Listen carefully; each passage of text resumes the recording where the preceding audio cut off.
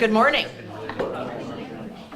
I'm Sherry Williams, President and CEO of Prevent Blindness, and I'd like to thank everybody for being here today and expressing an interest in how we can all work together to make this year's 4th of July celebration safe for all Ohioans.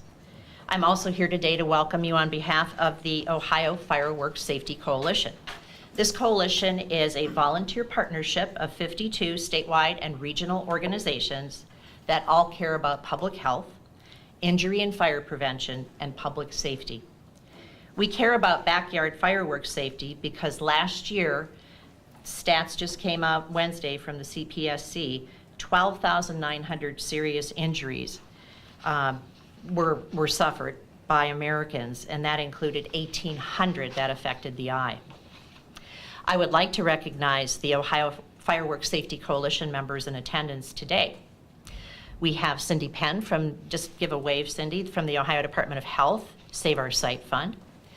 We have Lindsay Bergano and Ann Fields, who are eye health and safety representatives from Nationwide Children's Hospital. Give a wave, ladies. We also have Sarah Montgomery from the Ohio Amblyopia Registry, Reggie Fields from the Ohio Ophthalmological Society, and Jason Brocious from the Central Ohio Lions Eye Bank. Thanks all of you for being here today.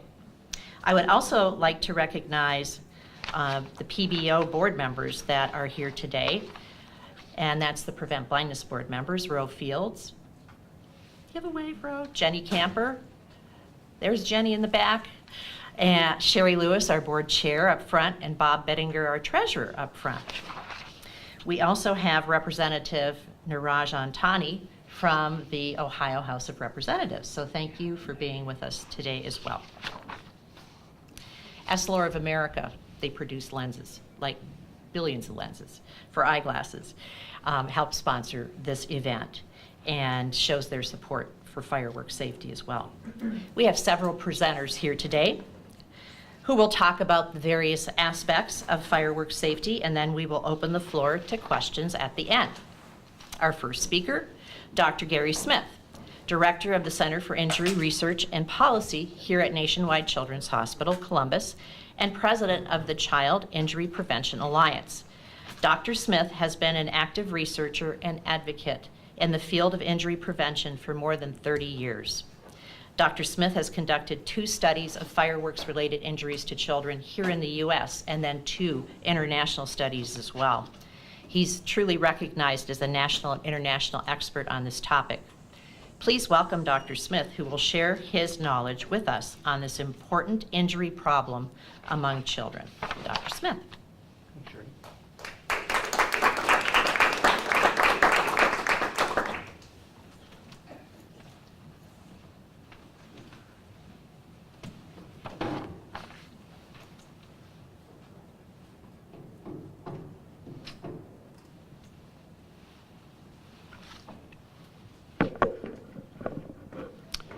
Good morning, everyone. Good morning. So as Sherry mentioned, my name is Gary Smith, and I'd like to welcome you here to Nationwide Children's. I work here, I'm the director of the Center for Injury Research and Policy. That's it within the Research Institute. I also am a pediatric emergency medicine physician. And in that role, I've worked in many emergency departments, pediatric emergency departments and large trauma centers in different parts of the country, where I've taken care of children for firework-related injuries. Seen many, many of those injuries over the years. I was lead author of the policy statement for the American Academy of Pediatrics on firework-related injuries to children. I was also the Academy's representative that worked with the National Fire Protection Association to establish the Alliance Against Consumer Fireworks. And that now includes more than 20 national medical, public health, and fire organizations. And as Sherry mentioned, I've conducted research and published articles on various types of injuries, but in particular, done large studies on fireworks. So as someone who has spent a lot of time in this area and have experience on this topic, I'd like to tell you one of the most important messages that I have to tell you today. And that is that there is no safe way to use backyard fireworks. Every type of legally available consumer firework has been associated with serious injury or death. In 2006, we published a national study of consumer firework-related injuries to children. And that study included more than 85,000 children treated in hospital emergency departments across the country during a 14-year period. One of the most important findings of that study was that almost 1/4 of the children were bystanders. They weren't handling the fireworks at all. Rather, they were simply spectators. And they also disproportionately represented those that required admission to the hospital, which clearly underscores the severity of those injuries. And what this tells us is that simply being near someone using fireworks puts a child at risk for serious injury. And this dispels the myth that it's safe for a child to watch as a parent handles backyard fireworks. Now, these findings agree with an earlier study that we published. That study included more than 300 children treated at a large pediatric hospital and trauma center over a 17-year period. The injuries in that series of young patients was actually quite serious. 11% required admission to the hospital. 1 patient died. 5% went to the operating room. 10% had permanent, lifelong effects of their injury, including 2% with vision loss. Now, in that study, approximately 26% were bystanders. So that agrees with the previous study that I mentioned. I will tell you parenthetically that if you look just at eye injuries, the bystander proportion is much higher. And that's because many of those injuries, most of those injuries, are related to bottle rockets. And bottle rockets, by definition, once you ignite them, they take erratic, unpredictable paths. And so bystanders are often those that are injured. And those numbers can be up over 50%. But the study we did looking at the 300 children had another very important finding. And that was that in 54% of the cases, an adult was there supervising the child at the moment of injury. Now, that's remarkable. Right there, a parent was supervising the child. And I can tell you that the words that I have heard over the years working in pediatric emergency departments from parents when they bring in their child who's now in pain and agony from the injury, they'll look at me and say, "Doctor, I can't believe this happened to my child. I was standing right there, but it happened so quickly. By the time I could react, it was too late." And let me assure you, these are good parents. They weren't negligent. They weren't misusing fireworks. They had simply bought the myth that these products could be used safely. Now, there are many other reasons that we could talk about for not using consumer fireworks. The trauma it does to pets, hearing loss, and those are very important considerations. But let me just sum up by saying consumer fireworks are associated with serious injury, especially among the pediatric age group. These injuries can and often do occur to children who are simply bystanders. And adult supervision is not enough to protect your child. So my recommendation, and that of many other organizations across this country, is that for the 4th, and in fact throughout other times of the years, families should enjoy fireworks at public displays conducted by professionals rather than purchase fireworks for private use. Now I'd like to turn over the microphone to Jay Northup, who's going to share a personal experience and how fireworks affected his life. Thanks.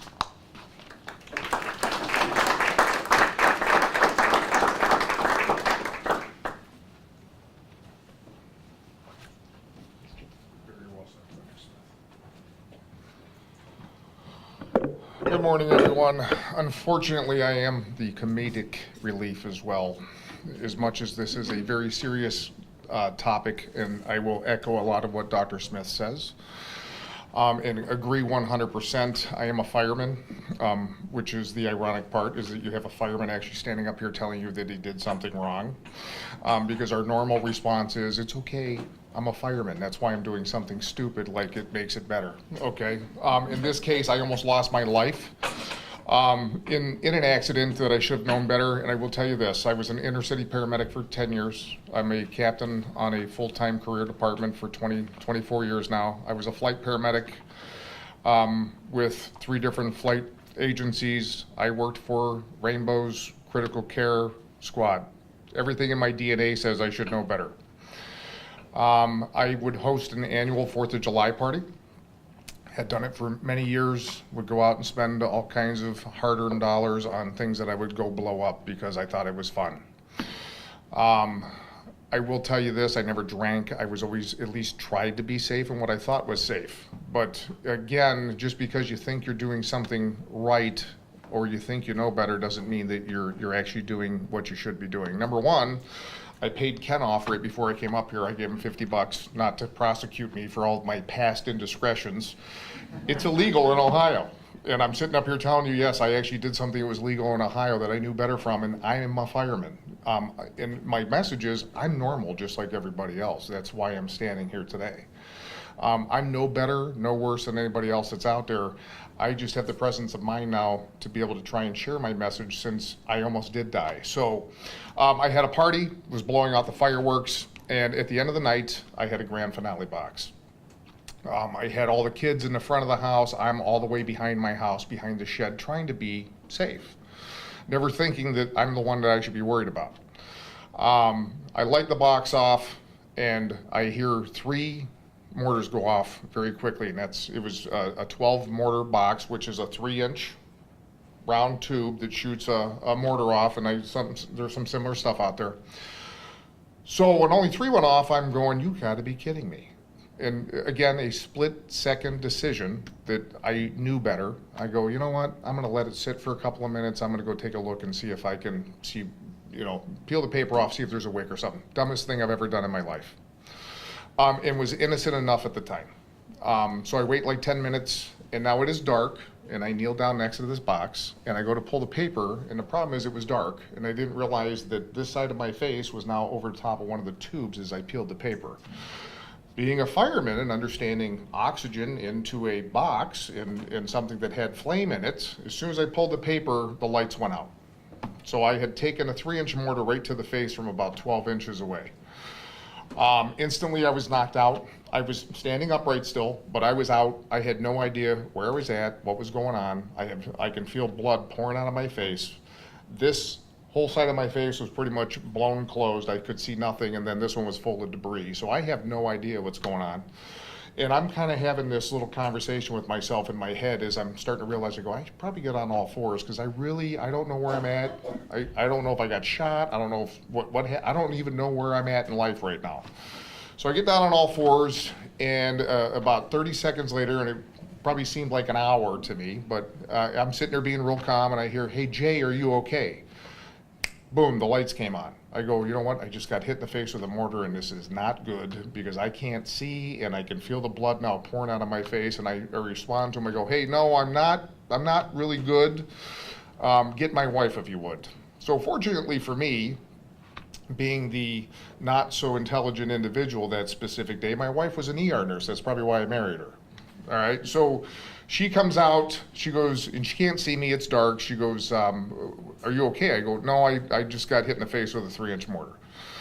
I said, and it's probably not pretty, so be ready. And I had instructed the other gentleman to get all the kids out of there because that's the last thing I needed them to see was me blown up. She walks me into the house. She can kind of get a real good picture of what's going on. She keeps everybody calm. She decides she's going to drive me to Metro Health, which is the level 1 trauma center up in Cleveland. I walk in, they immediately make me a level 1 trauma. I have ruptured both my eardrums. I have 2nd-degree burns from here over to here. So my new thing is, if you look here, I look 20 over here. I look 47 over here. So I had second-degree burns, the entire right side of my face, the ruptured eardrums. I had a subarachnoid and a subdural bleed. I had a massive concussion. And then, obviously, the tissue damage that was on my cheek and so forth, 35 stitches. And then the piece that caused me the most issue, the eye injury from the concussion. So after, fortunately for me, the 2 head bleeds were small enough, they self-resolved. It was just monitoring. The concussion, it took me probably 3 months to get over. It was a big deal. The eye injury that almost cost me my job, that took me almost a year to recuperate from, was the one that really caused me the most problems, and for the rest of my life will. I ended up, my vision was pretty bad after the accident, a lot of eye drops, a lot of time in the ophthalmology chair with Dr. Steineman. And going down that road, they were fantastic, I will tell you right now. You don't appreciate a sense that you have every day until it's almost taken from you. So from probably about month number 2 to month number 10, my vision started declining pretty significantly on a day-to-day basis. I gave myself a traumatic, of course, here's the other problem, is I got the brain of a 60-year-old right now because it's still not the same. I ended up scarring my lens permanently. Anybody throw out, I'm having an issue remembering what I had, a traumatic cataract, thank you. I know that left and right, sometimes they just don't come up still. So, 10 months into it, they ended up telling me I needed a lens transplant. I went in, I got the lens transplant. The vision is better. However, looking at my eye like a camera, the outside constricts and dilates, the inside stays open all the time. So I obviously have light sensitivity. I actually have window tinting on my truck now to kind of help with nighttime driving. The bonus is I've maintained my job. And I tell everybody up front that yes, firemen make bad decisions just like everybody else. And am I opening myself up for embarrassment standing here? Absolutely. Criticism? Absolutely. And every piece of it is worth it if I can keep somebody from making the same mistake. And I will echo Dr. Smith's comments. I will tell you this much. In 25 years of doing this, the amount of kids I have picked up who are the innocent bystanders of bad decisions get old. Between the hand injuries, the eye injuries, the burns, and the eye injuries are obviously, between the eye and the hands, those are some of the most paralyzing injuries that kids can have. They're gonna last a lifetime. They're not gonna go away. I'm glad as a parent that I haven't been on that side. I'm glad I took the side that I took, and if I could redo it, I would. But I can't, so what I can do is go out and tell everybody what a bad decision it is, which is why I'm standing up here today and definitely throwing myself at the mercy of the general public to say, yep, I'm a fireman, and yep, I should have known better, and guess what? I didn't. I made a bad choice and almost paid for it with my life. So, thank you guys very much for hearing my story.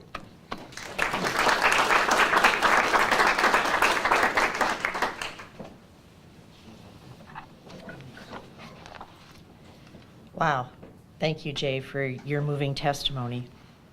You've heard Dr. Smith report that consumer fireworks can be very dangerous, and Jay's story about how lives can change forever by causing permanent injuries. According to the 2017 data released by the U.S. Consumer Product Safety Commission on Wednesday, last year an estimated 12,900 people were sent to the emergency room for treatment of fireworks-related injuries in the United States. I've been at this advocacy in regard to consumer fireworks since about 1995 or 96, and I look back on old reports. I don't ever throw anything away. And this is the highest year ever. The one that I could find that was even close was back in 1991. So this 12,900 is much larger than it ever has been before. I also have kind of a nerdy pastime where I look at every fireworks related story that comes across the wires, and then those that have indicated an injury, a death, a fire, a permanent result, I print off on the printer, just the first page. This is only since September 14th. And you're welcome to pick any page and learn about an injury, a death, a fire that has permanently changed lives. And this, I just started on September 14th, so that's my collection. Also of great concern is that sparklers accounted for 1,200 of emergency department injuries. That represents 14% of the total fireworks-related injuries. And for children under 5, sparkler injuries accounted for 44% of the total injuries in that group. So we're giving kids sparklers thinking because they're legal, they must be safe. And as Dr. Smith has underscored, that's not the case. Good parents who are responsible parents are looking at their kids play with sparklers, not realizing that they burn hot enough to melt gold. There were also 8 associated deaths last year due to fireworks. As I read the story of each of them in the report, this was one of the first years I remember that there were 2 that were children. One was an 11-year-old boy and another a 4-year-old girl, both in separate incidents, one in Missouri and one in Wisconsin. An estimated 8,700 of the injuries, the total injuries for the year, or 67%, were around the month of the 4th of July, which makes sense. That's when the big heavy marketing is done and the fireworks are much more prevalent. Consumers should be aware that half of all firework injuries are to bystanders. So if you're minding your own business, you're pretty likely, if you're around fireworks, to be at risk for an injury. Of the 12,900 injuries last year, according to these new statistics, 36% were to children under the age of 15. That's about 4,600 under the age of 15. So kids are truly affected. Almost half of those injuries are to kids. Fireworks laws vary from state to state, and sometimes within different counties. Unfortunately, states going the route of legalization have experienced dire consequences. Study results from Iowa, a state that had its first summer last year of legal discharge of consumer fireworks, after a decades-long ban, show injuries due to backyard fireworks increased by 163% over the previous 3-year average. In addition, 67% of Iowans were in favor of consumer fireworks before the ban was lifted. And then after the ban was lifted, it dropped to 47%. Prevent Blindness supports a total ban on backyard fireworks, including sparklers. As seemingly innocent as sparklers may sound, they can cause great harm and damage. Now I turn the program over to Chief Ken Kluta from the State Fire Marshal Fire Prevention Bureau in Ohio. Ken.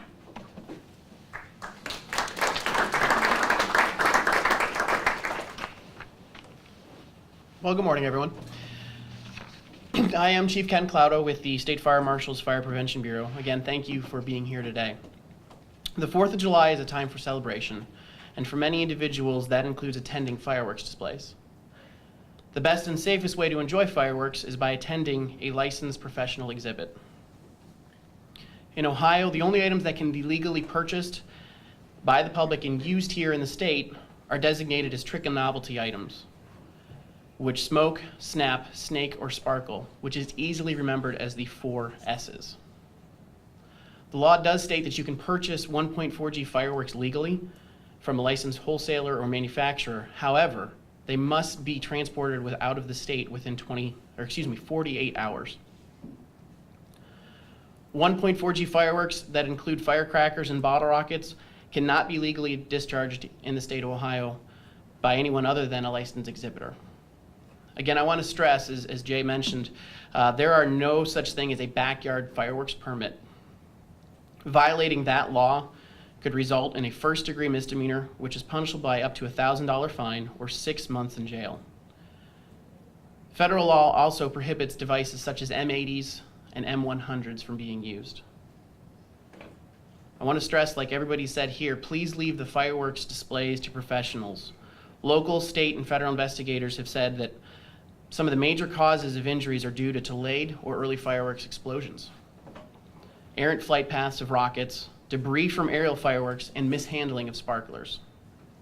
So again, on behalf of the State Fire Marshal's Office, please, I want to thank you all for being here today and have a fun and safe Independence Day.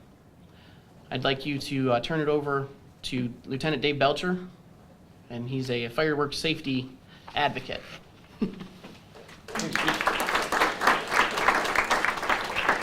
Well, good morning, and thank you. As the chief said, I'm Dave Belcher. I'm a fire safety inspector, and I'm a member of the Ohio Fire Officials Association, a statewide organization of fire prevention officers from around the state who lead the local fire departments in our code enforcement and prevention programs.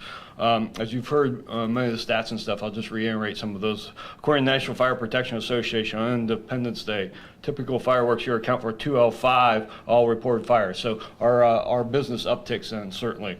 And I might add as a sidebar, usually our role is dealing with the professional shoots. We have to be there monitoring what they're doing. So the crews are out tending to the other things. So the code guys are out working with the professional guys, and we still have these maybe ancillary runs that still involved, and those are always an uptick.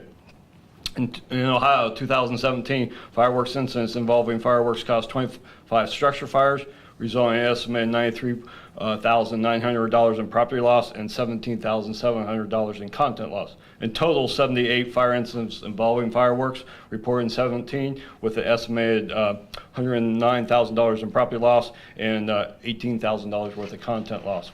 Those consumer-grade fireworks are inherently dangerous, have a high degree of defect.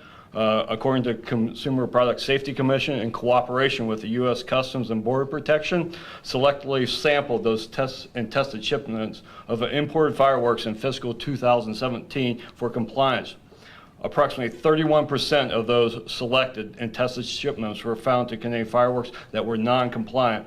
The majority of violations center on overload report of composition, and the staff also found an increase of the fuse time burn limits on those.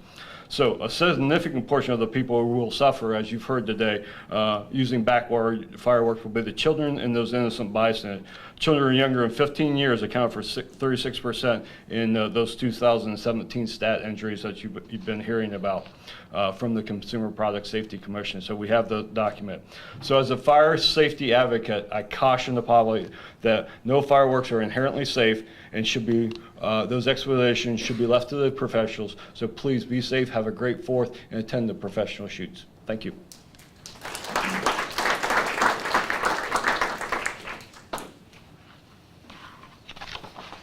Before we take some questions, I would like to invite State Representative Niraj Antani from the Dayton area to make a few remarks about the importance of safety in summer celebrations. Representative Antani.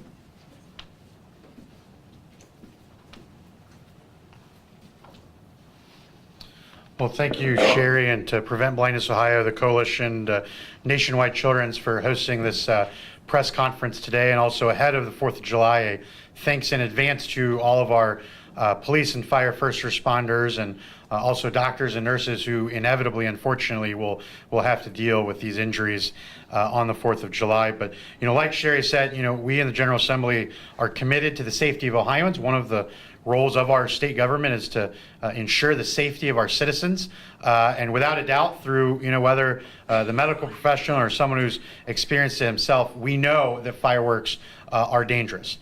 These are not for fun. They are very dangerous products. They are illegal in the state of Ohio for a reason, and so we want to encourage folks at home to have fun, but don't use fireworks to have fun.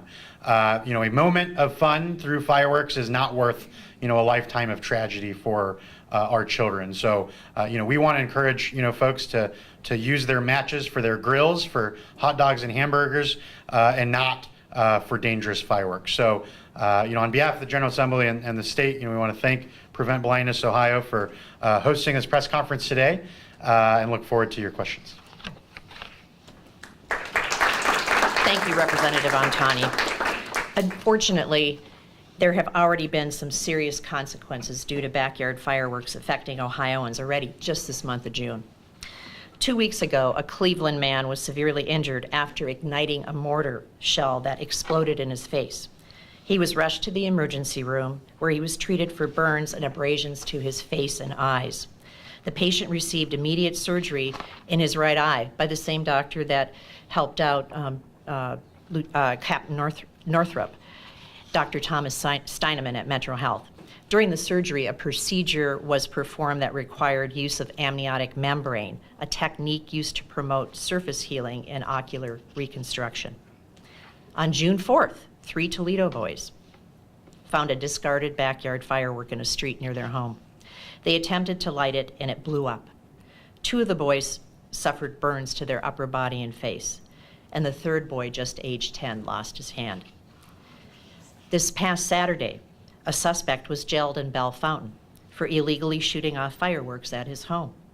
One took an errant flight path and struck and burned an 11-year-old boy while he and his father passed the shooter's property on a walk through the neighborhood.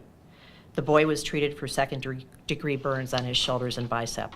So this is just, the stories collect, as you know, during this season, and those are Ohioans, our neighbors. In closing, our message to the public is simple. Fireworks are extremely dangerous. Do not purchase, use, or store fireworks or sparklers of any type. Protect yourself, your family, and your friends by avoiding fireworks and sparklers. Attend only authorized public fireworks displays conducted by licensed operators, but be aware that even professional displays can be dangerous. Be on the alert. Protect yourself, your family, and your friends by avoiding backyard fireworks. Now I'd like to thank everybody for your attendance, and I'd like to invite questions from the participants and from the media and of any of our panel members, and I open the floor for questions at this time. Thank you.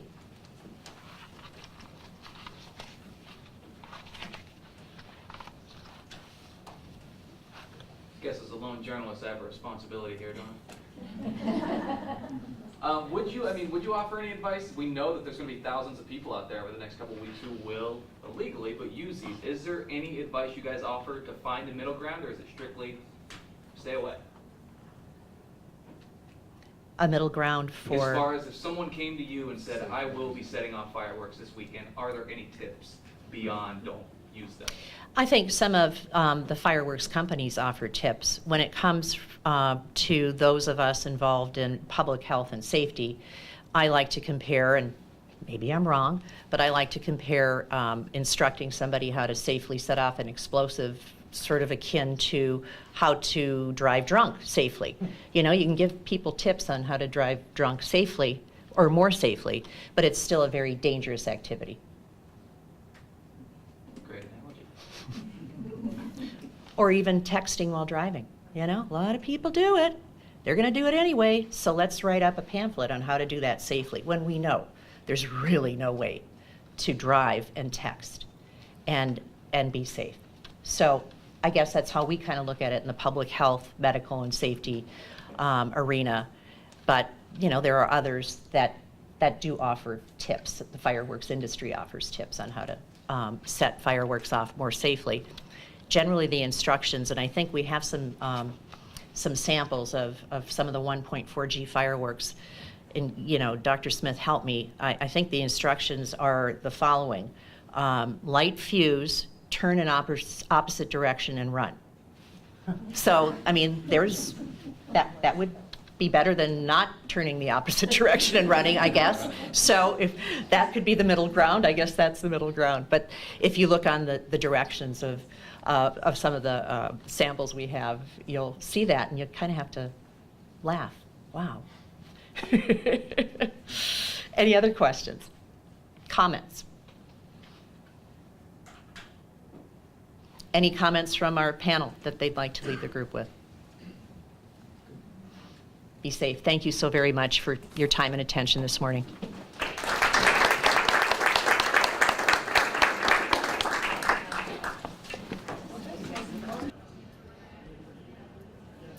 My name is Captain Jay Northup. I'm a professional firefighter in the state of Ohio.